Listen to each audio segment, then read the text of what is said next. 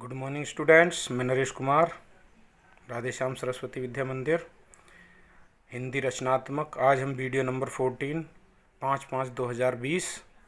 आज हम गद्यांश की बात करेंगे। कल हमने पद्यांश की बात की थी। बेटा पद्यांश तो आप जानते हैं, पद्यांश या काव्यांश जिसमें सुर लय ताल जो कविता की तरह गाया जाता है, कविता ही काव्यांश होता है। लेकिन गद्यांश जो होता है एक स्टोरी के माध्यम, जैसे स्टोरी होती है इस टाइप से लिखा होता है जो आसानी से हमारी समझ में आ जाता है। ये अर्थ भी आपको पता होना चाहिए। कोई आपसे पूछने लगे गद्यांश का क्या है और पद्यांश क्या है, तो आप इसका अर्थ भी बता सकें। पद्यांश जो होता है वो कविता होता है जिसमें सुर लय ताल होती है, जबकि गद्यांश में ऐसा नहीं होता है। सिंपल सरल भाषा में लिखा होता है जिसे कोई भी समझ सकता है। कविता को समझने के लिए थोड़ा हमें अध्ययन करना होता है, साहित्यिक ज्ञान हमें होना चाहिए उसके लिए। तो आज हम गद्यांश की बात करेंगे। बेटा ध्यानपूर्वक इसको सुने। किसी अपठित अनुच्छेद को पढ़कर उसके सामान्य अर्थ को समझना अर्थ ग्रहण कहलाता है। यानी हमने कोई अनुच्छेद दिया होगा इसमें, तो उसको हमें पहले समझना होगा वो किससे संबंधित है, किस बारे में हमें जानकारी दे रहा है। अगर हमने समझ लिया, उसका अर्थ ग्रहण करना होगा, यानी हम उसके अर्थ को ग्रहण कर रहे हैं। ऐसे अपठित अनुच्छेदों में किसी शब्द विशेष का अर्थ समझ में न आए तो घबराने या विचलित होने की आवश्यकता नहीं होती। बेटा अगर आपकी समझ में नहीं आ रहा है, समझने के लिए दिक्कत हो रही है, तब भी हमें घबराने की ज़रूरत नहीं है। उसके भाव और प्रमुख विचारों को समझ लिया जाए तो अर्थ ग्रहण का उद्देश्य पूरा हो जाता है। ऐसे प्रश्नों का अभ्यास करने से अर्थ ग्रहण की शक्ति का विकास होता है और अपठित अनुच्छेद के पढ़े हुए अंश के विचारों और भावों को अपने शब्दों में व्यक्त करने की क्षमता बढ़ती है। इससे भाषा पर अधिकार प्राप्त करने में भी सहायता मिलती है। ठीक है बेटा, आगे। कई बार अनुच्छेद में आए हुए नए शब्दों, मुहावरों, लोकोक्तियों आदि का भी अर्थ पूछ लिया जाता है। कभी कभी किसी वाक्य एवं वाक्यांश का आशय स्पष्ट करने के लिए कहा जाता है।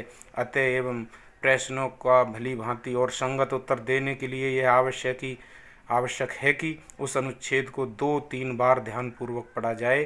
तत्पश्चात अनुच्छेद के नीचे दिए गए प्रश्नों के उत्तर अपने शब्दों में लिखे जाएं।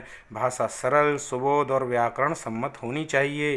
तो देखिए बेटा, कभी कभार इसमें क्या होता है, कुछ शब्दों के अर्थ भी पूछ लिए जाते हैं। मुहावरा दे दिया उसका अर्थ एक्सप्लेन करने के लिए, या कोई लोकोक्ति दे दी उसका अर्थ पूछ लिया जाता है, या कोई वाक्यांश दे दिया उसके नीचे अंडरलाइन कर देते हैं और कहते हैं इसका भाव स्पष्ट कीजिए।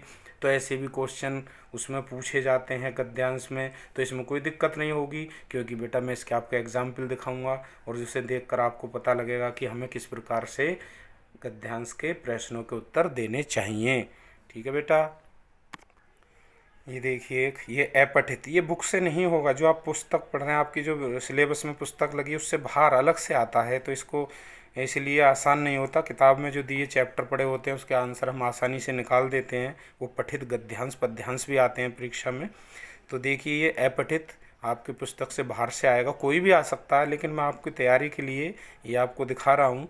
देखिए, एक गद्यांश है, उसके नीचे प्रश्न इसी गद्यांश से संबंधित पूछे गए हैं और इनके मैं आपको उत्तर दिखा रहा हूँ कि हमें उत्तर किस प्रकार लिखने चाहिए। अगर आप 1-2-4 ऐसे देख लेंगे तो आपको समझ में आएगा और आप वहाँ पर परीक्षा में अच्छी प्रकार करके आएंगे। देखिए, ये क्वेश्चन है और इनके उत्तर भी यहाँ पर लिखे हुए हैं। ये देखिए, इतना हमें आंसर देना होगा गद्यांश की तरफ से पढ़कर। ध्यानपूर्वक गद्यांश पढ़ लें और उसके प्रश्न को पढ़ें, क्या पूछा है उसका जवाब सटीक रूप में हमें देना होगा।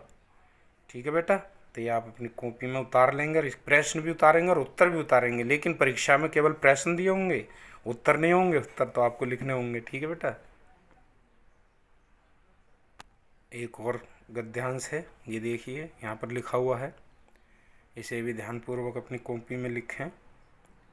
यह देखिए, CBSE 2006 में आप परीक्षा में आया हुआ भी है। तो इस प्रकार से आते हैं उसमें, और प्रश्न कैसे पूछे जाते हैं नीचे लिखे हुए हैं। देखिए, इसके उत्तर में आपको दिखाऊंगा कि हमें कितना आंसर देना चाहिए प्रश्न का। ये देखिए नीचे,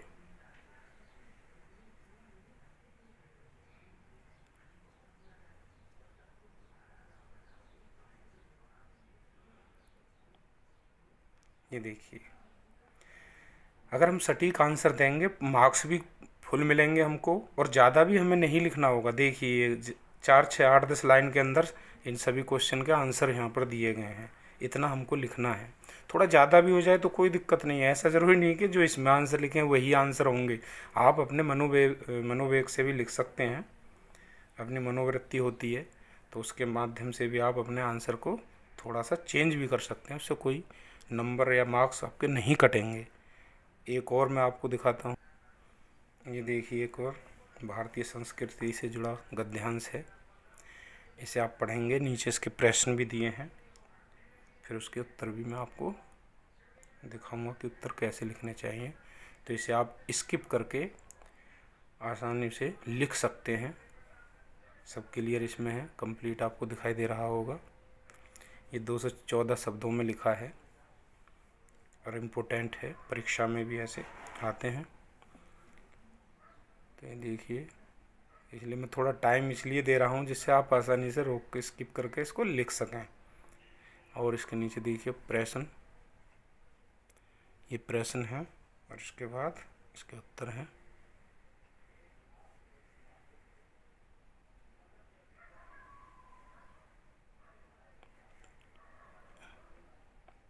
ये देखिए कितने सटीक आंसर इसमें लिखे हुए हैं, तो आप ऐसे आंसर लिखेंगे। ठीक है बेटा, अगर आप ऐसे तैयारी करेंगे ना बिल्कुल, तो आप ये समझ लीजिए आपके मार्क्स 90+ ही आएंगे। क्योंकि मैं कोई चीज़ छोड़ूंगा नहीं जिसे आप अभी तक करते आ रहे हैं, ठीक से आप नहीं कर पाते हैं तो आपको इस कंप्लीट तैयारी मैं कराऊंगा। और व्याकरण पूर्ण कंप्लीट कराने के बाद मैं आपके गद्य और पद्य पढ़ाऊंगा, जो बुक्स आपकी लगी हुई हैं परीक्षा में वो मैं जब कराऊंगा।